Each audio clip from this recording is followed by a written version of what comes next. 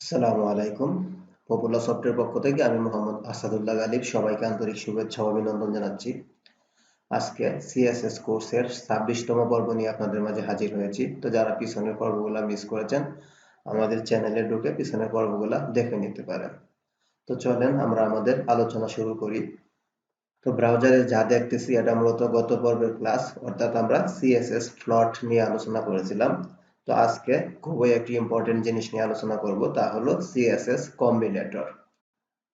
তো CSS Combinator নিয়ে কাজ করতে গেলে আমরা এই চারটা জিনিস শিখব। তা হলো descendant selector, side selector, adjacent sibling selector, general sibling selector. Okay, তাহলে এটা আমাদের index.html ফাইল। এখান থেকে আমি পিছনের কোডগুলা রিমুভ করে দিচ্ছি, দেখেন, অর্থাৎ ডিলিট দিয়ে দিচ্ছি। এখান থেকে আমি এগুলো ডিলিট দিয়ে দিলাম এবং স্টাইলের ভিতর থেকে এই স্টাইলটাও আমি ডিলিট দিয়ে দিলাম। এখন আমি এখানে একটা ডিভ নিচ্ছি, ডিভ, এবং এই ডিভের আন্ডারে আমি একটা প্যারাগ্রাফ ট্যাগ নিচ্ছি। ওকে, তো এখানে আমি বলতেছি প্যারাগ্রাফ 1। ওকে, তো এটা আমি কয়েকটা করতেছি। এটাকে আমি বলতেছি প্যারাগ্রাফ 2, এখানে বলতেছি আমি প্যারাগ্রাফ 3। ওকে, তো এই স্টাইলের মধ্যে আমি এখন প্রথমে যে এক্সাম্পলটা দিব সেটা হলো ডিসেন্ডেন্ট সিলেক্টর। তো আমরা যখন ডিসেন্ডেন্ট সিলেক্টরটা ইউজ করব, এটা আমাদের স্পেস দিয়ে ইউজ করতে হবে। যেমন দেখেন, আমি এখানে এই ডিভ এলিমেন্টের প্রথমেই ধরবো। তো আমি এখানে নিচ্ছি ডিভ, তারপর আমি একটা স্পেস দিব। স্পেস দিয়ে আমি কি নিতে চাচ্ছি, যে ডিভ এর আন্ডারে আমি এই পি এলিমেন্টটাকে নিব। তাহলে এখানে স্পেস দিয়ে আমি এখন বলতেছি পি। তারপরে এখানে আমি সেকেন্ড ব্র্যাকেটের মধ্যে আমি ডিক্লারেশন করব। এখন একটা প্রপার্টি নিব এবং একটা প্রপার্টির ভ্যালু নিব। তাহলে আমি প্রপার্টি নিতে চাচ্ছি ব্যাকগ্রাউন্ড হাইফেন কালার। ওকে, ব্যাকগ্রাউন্ড হাইফেন কালার নিলাম। তো ব্যাকগ্রাউন্ড হাইফেন কালারের মধ্যে আমি বলতেছি অরেঞ্জ। ওকে, প্রপার্টি ভ্যালু। তারপরে আমি আরেকটা ডিক্লারেশন করতেছি কালার, যে আমাদের টেক্সট কালার হবে কি, আমি হোয়াইট বলে দিলাম অথবা রেড বলে দিলাম, যে টেক্সট কালার আমার রেড। ওকে, আমি এখন কন্ট্রোল এস দিয়ে সেভ করলাম। সেভ করার পরে এখন যদি ব্রাউজারটা রিলোড করি, তাহলে দেখেন আমাদের কি আউটপুট আসতেছে। তো আপনারা দেখতেছেন এখানে আমাদের তিনটা প্যারাগ্রাফ ট্যাগে সুন্দরভাবে স্টাইল রয়েছে। তো এখানে মূলত আমরা ডিসেন্ডেন্ট সিলেক্টরটা ইউজ করছি, অর্থাৎ আমরা কোনো একটা এলিমেন্ট নিব, তারপরে একটা স্পেস দিয়ে তার আন্ডারে আরেকটা এলিমেন্ট নিব। যেমন এখানে আমি দেখেন আরেকটা নিতে চাচ্ছি, যে এখানে একটা ডিভ, এই ডিভের ভিতরে আমি আরেকটা সেকশন নিতে চাচ্ছি, মনে করেন সেকশন। এই সেকশনের আন্ডারে আমি এখন একটা প্যারাগ্রাফ ট্যাগ নিতেছি, যে প্যারাগ্রাফ, এটা আমি বলতেছি প্যারাগ্রাফ 4।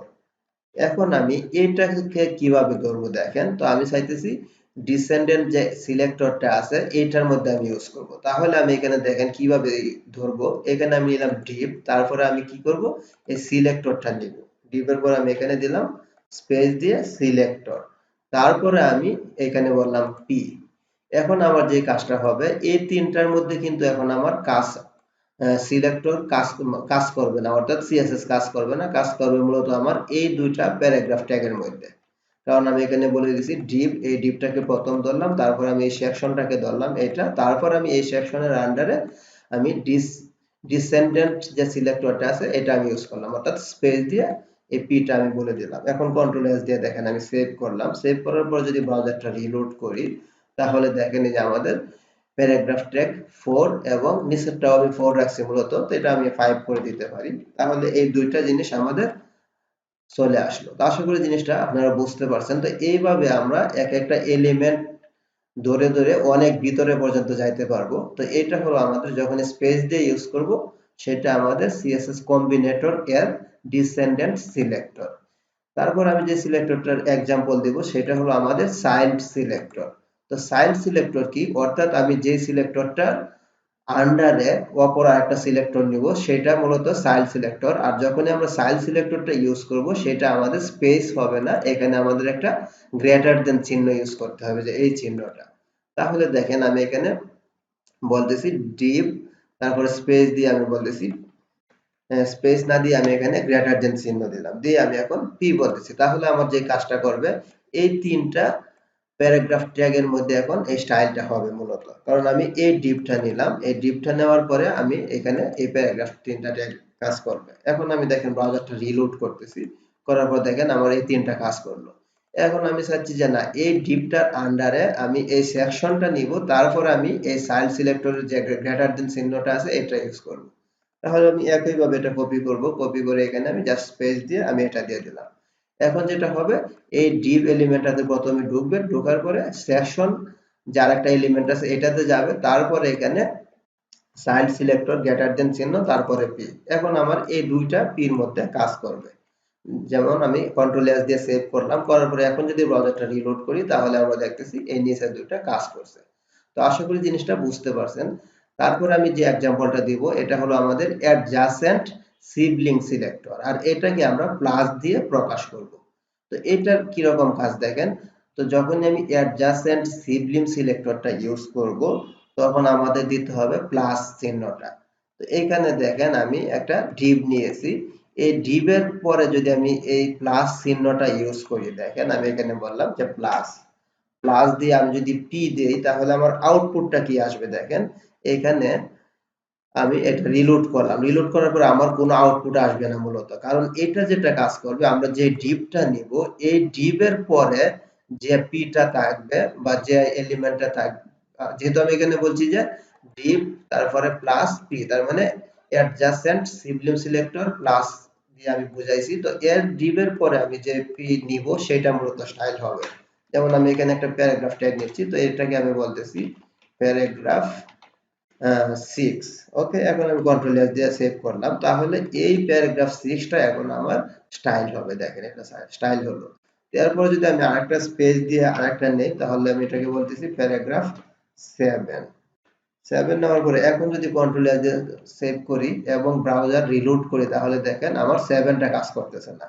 অর্থাৎ আমরা যখন এই অ্যাডজাসেন্ট সিবলিং সিলেক্টরটা ইউজ করব, তার কাজ হলো আমি যে এলিমেন্টের প্রথমে ধরবো সেই এলিমেন্টের পরে ফার্স্ট যে এটা থাকবে, এলিমেন্টটা থাকবে সেটার মধ্যে কাজ করবে। কারণ আমি এখানে দেখেন ডিপ তারপর প্লাস বলে দিলাম পি, এখানে দুইটা প্যারাগ্রাফ ট্যাগ আমার আছে, তো সে ফার্স্টের প্যারাগ্রাফটা কাজ করছে। একইভাবে যদি আমি আরেকটা এখানে ডিপ নিতাম, দেখেন ডিপ এর আন্ডারে আমি আবার বলতেছি আরেকটা প্যারাগ্রাফ ট্যাগ নিচ্ছি, এর আন্ডারের নাম মূলত এর পরে, কারণ এটা মূলত কাজ করবে আমাদের এটার পরে যে পিটা থাকবে। তাহলে আমি এর পরে আমি মনে করেন আরেকটা প্যারাগ্রাফ ট্যাগ নিতেছি, প্যারাগ্রাফ ট্যাগ, এটাকে আমি বলতেছি প্যারাগ্রাফ, প্যারাগ্রাফ এটার নাম দিতে পারি 8, আর আরেকটা নিতেছি আমি 9। তাহলে এই ক্ষেত্রে আমার দেখেন কি কাজ করবে, এই ক্ষেত্রে মূলত কাজ করবে আমার 8, অর্থাৎ এই ডিপটার পরে আমার মূলত এই প্যারাগ্রাফটা আছে, এইজন্য এই প্রথমটা কাজ করতেছে, এবং এই ডিপের পরে আমাদের দেখেন এই ডিপটার পরে এই প্যারাগ্রাফটা আছে, তাহলে আমাদের 8টাও কাজ করবে। এখন আমি দেখেন ব্রাউজারটা যদি রিলোড করি তাহলে আপনারা বুঝতে পারবেন।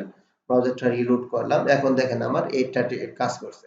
তো আশা করি জিনিসটা বুঝতে পারছেন। তো আমরা যখনই এই অ্যাডজাসেন্ট সিবলিং সিলেক্টরটা ইউজ করব, তো আমাদের যে এলিমেন্টটা প্রথমে ধরবো, তারপরে স্পেস দিয়ে প্লাস দিব, তারপর আমি কোন এলিমেন্টটাকে স্টাইল করাইতে চাইতেছি সেটা কাজ করবে। অর্থাৎ এই ডিভের পরে যে প্রথম যে প্যারাগ্রাফটা একটা থাকবে, যেহেতু আমি পিটা নিছি তাহলে সেই পিটা কাজ করতেছে। এখন আমি বলতেছি যে জেনারেল সিবলিং সিলেক্টর, আর এটাকে আমরা টিল চিহ্ন দিয়ে প্রকাশ করব, যেটা আমাদের একেবারে ওয়ানের বাম পাশে যে চিহ্নটা থাকে শিফট দিয়ে ইউজ করবেন। তাহলে আমি এটা স্পেসের প্লাসের পরিবর্তে আমি এই টিল চিহ্নটা ইউজ করলাম। তো এটা ইউজ করার পরে যেটা হবে, আমাদের ডিভের পরে যতগুলা পি থাকবে না কেন সবগুলা সে কাজ করবে। দেখেন এখন আমি ব্রাউজার যদি রিলোড করি তাহলে আমাদের এই প্যারাগ্রাফ 6 এবং 7 এই দুইটাতে স্টাইল করবে, এবং এই ডিভের পরে আমাদের প্যারাগ্রাফ 8 এবং 9 এটাতেও কাজ করবে। দেখেন আমি ব্রাউজার রিলোড করতেছি, রিলোড করার পরে দেখেন এই সাইটটাতে কাজ করলো। তো আশা করি জিনিসটা বুঝতে পারছেন। কিন্তু এই ডিভের ভিতরে কোনো কাজ করবে না, এটা তো আপনারা আগেই বুঝতে পারছেন। এই ডিভের ভিতরে তখনই কাজ করতো যখন আমরা ডিসেন্ডেন্ট সিলেক্টর বা চাইল্ড সিলেক্টর গুলা ইউজ করতাম। ওকে, তো এখানে যদি আমি আরেকটা ডিভ নেই, ডিভ নিলাম, ডিভ নেওয়ার পরে এখানে আমি ডিভের পরে যদি আবার একটা প্যারাগ্রাফ ট্যাগ নেই, যেমন এটার মধ্যে আমি বলতেছি প্যারাগ্রাফ, এর মধ্যে আমি বলতেছি প্যারাগ্রাফ 10, তাহলে এটাতেও আবার কাজ করবে। ওকে, দেখেন এই যে আমার এটাও কাজ করলো। তাহলে আশা করি জিনিসটা সুন্দরভাবে বুঝতে পারছেন। যে আমাদের কম্বিনেটর সিলেক্টর গুলা কি কি কাজ করে থাকে। তো আজকের পর্বটি এখানে আমরা শেষ করব। ইনশাআল্লাহ নেক্সটে আরেকটা সিএসএস এর পর্ব নিয়ে আপনাদের মাঝে হাজির হব। তো আপনারা জিনিসগুলো একটু বেশি বেশি প্র্যাকটিস করবেন।